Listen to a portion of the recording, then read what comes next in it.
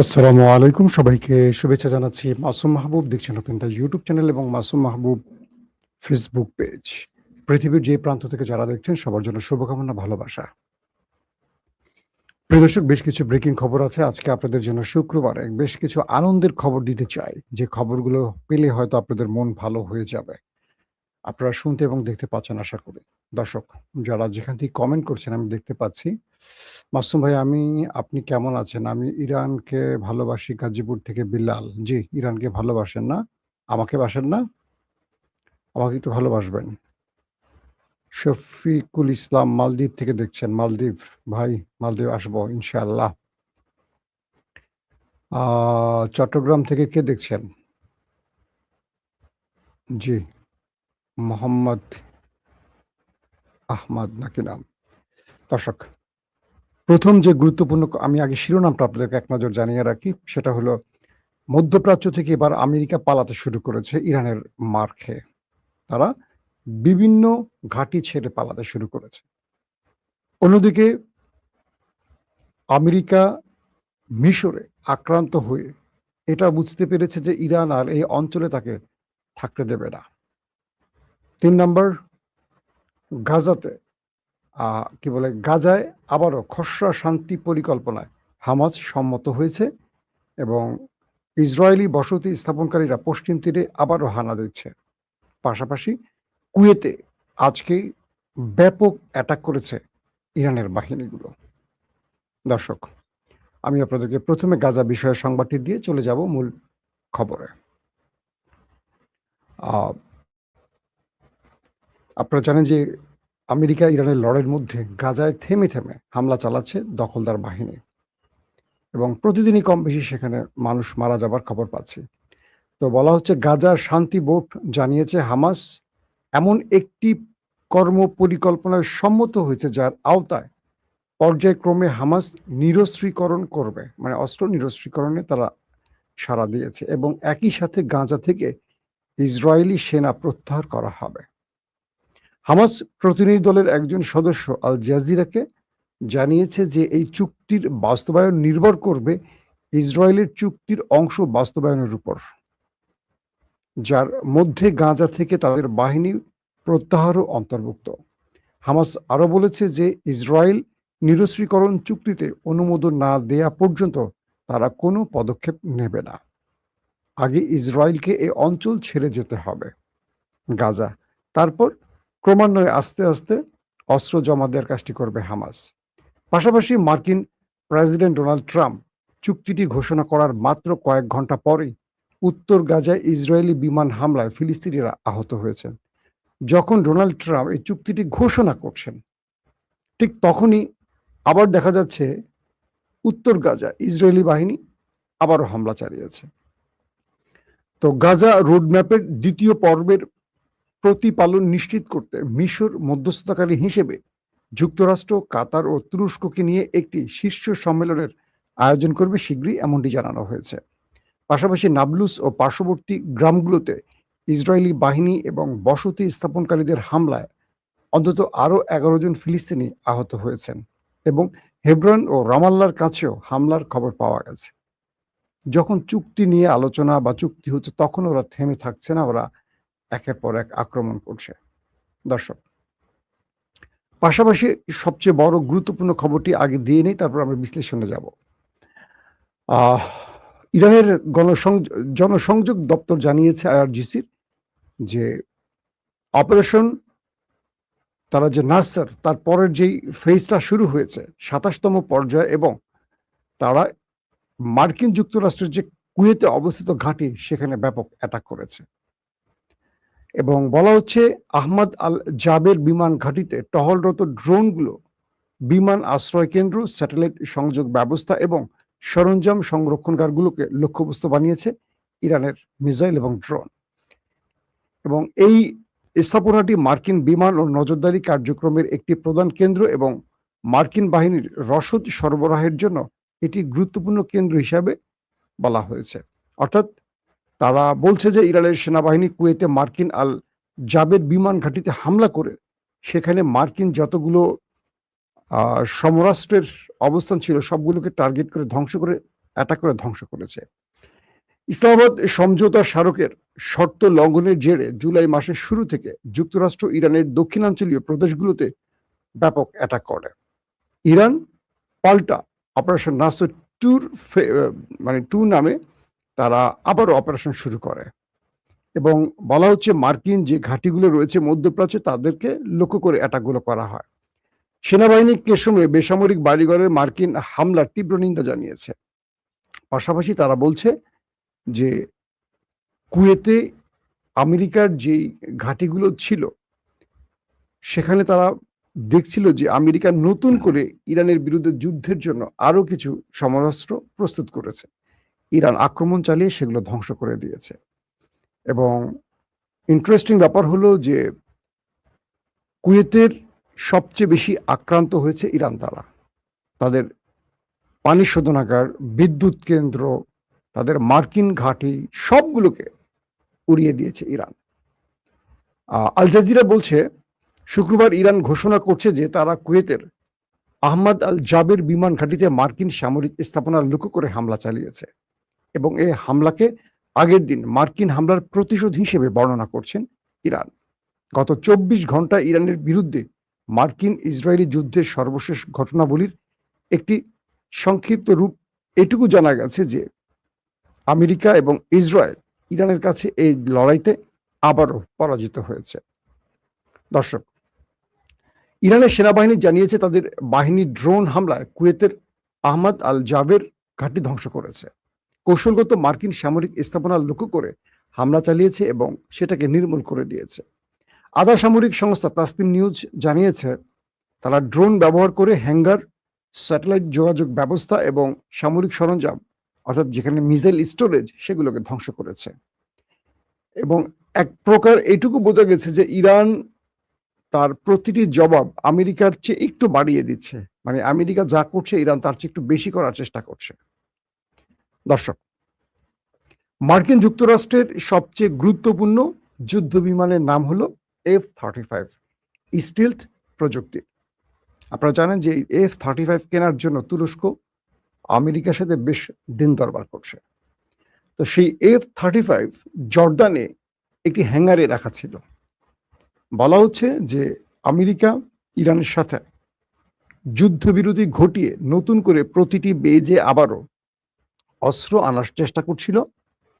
তাদের যেই সিস্টেমগুলো ইরান ধ্বংস করেছে, radar system, Patriot third system, প্রচুর সেনা হতাহত হয়েছে, সেখানে নতুন করে রিপ্লেস করা হচ্ছে সেনা। তো আমেরিকা কৌশলে পাকিস্তান এবং কাতারের মাধ্যমে ইরানকে প্রস্তাব দিয়ে 10-15 দিনের জন্য একটা প্ল্যান করেছিল যে এই সময়টা তারা যুদ্ধবিরতি ঘটিয়ে প্রতিটা সামরিক বেজে তারা আবার সংস্কার চালিয়ে ইরানের বিরুদ্ধে যুদ্ধ করবে। হঠাৎ করে ইরানের কাছে ইন্টেলিজেন্স তথ্য আসে যে জর্দানে বেশ কয়েকটা F-35 এসে জড়ো হয়েছে এবং এরা রিফুয়েলিং করে যে কোনো সময় ইরানে অ্যাটাক করবে।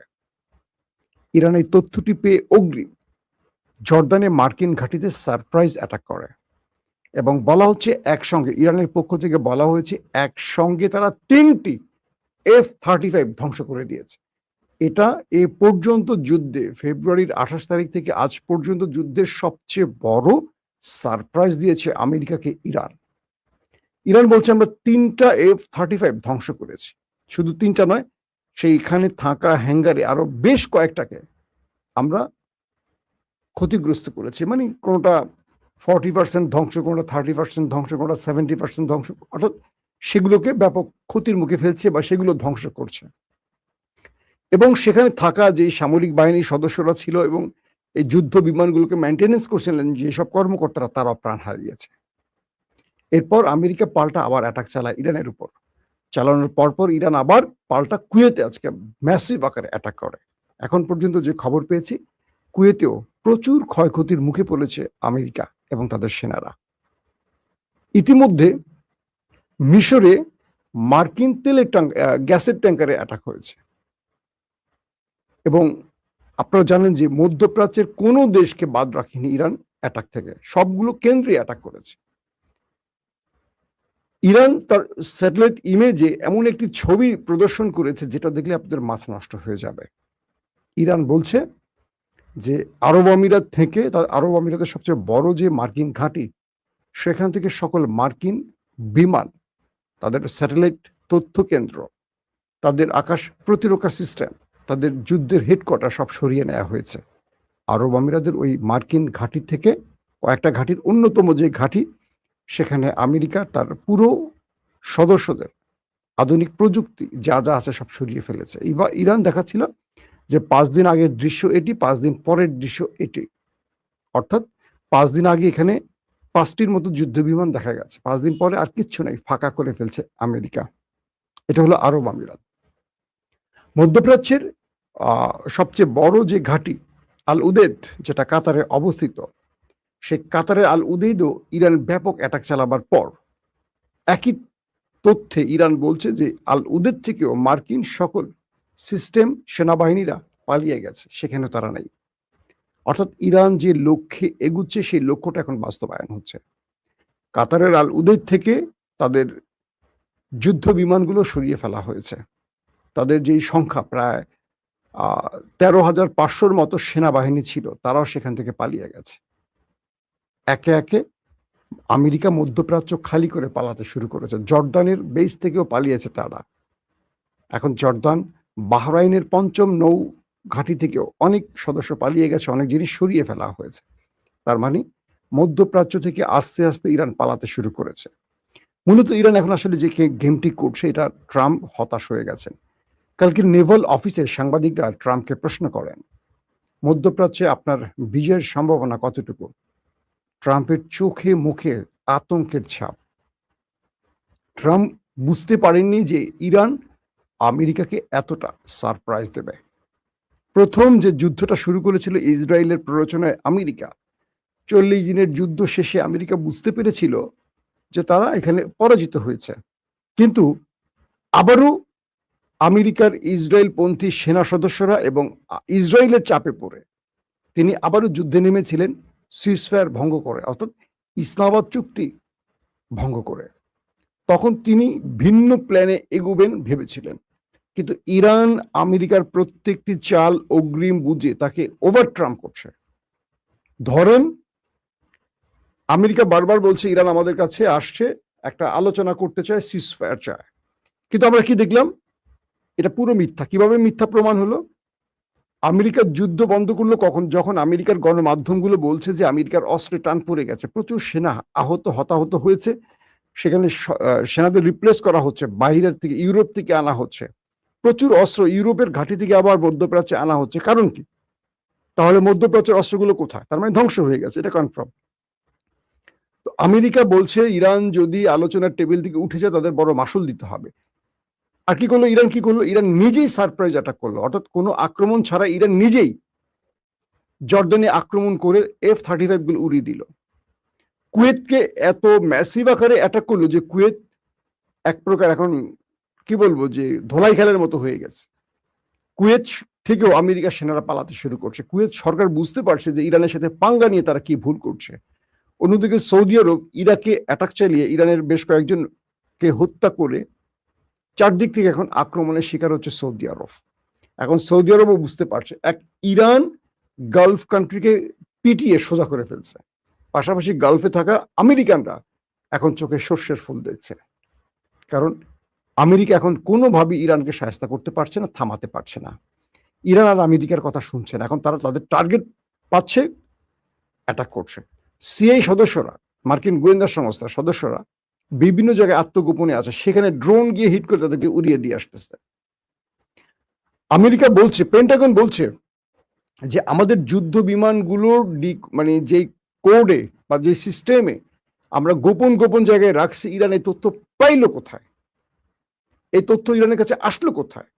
আমরা কখন কোত্থেকে কোন ইউরোপের ঘাঁটি থেকে গোপনে আমাদের যুদ্ধ বিমানগুলো এনে জমা করছি, ডিটেল তথ্য ইরানের কাছে পৌঁছচ্ছে কি করে? এবং ইরান নিখুঁতভাবে অ্যাটাক করছে এবং এই অ্যাটাকগুলো তারা ইন্টারসেপ্ট করতে পারছে না।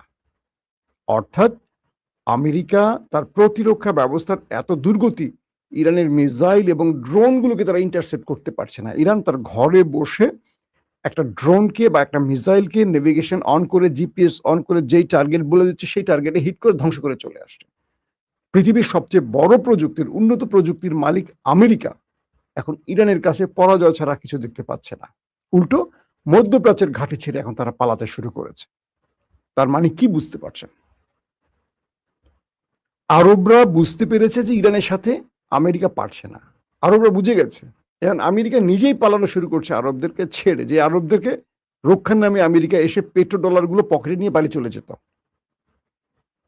আজকে আরবরা দেখলো এটা। আবার দেখবেন আরবরা এখন ইরানের কাছে এসে বলবে আমরা চুক্তি করতে চাই। সৌদি আরব তার বিশ্বাসঘাতকতা শাস্তি পাচ্ছে। তার তেল কূপগুলোকে একটার পর একটা জ্বালিয়ে দিয়েছে হুতি এবং ইসলামিক রেজিস্ট্যান্স। কেমন লাগে এখন?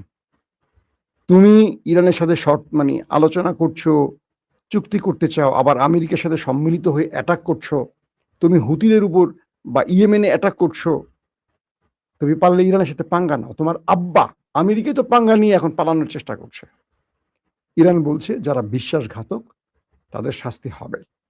ইরান কাউকে ছাড়বে না এবং ইরান এটাও বলে দিয়েছে আমেরিকার সাথে তার আলোচনা নয়। আলোচনা কোনোভাবেই আমেরিকার সাথে তারা এগিয়ে নেবে না।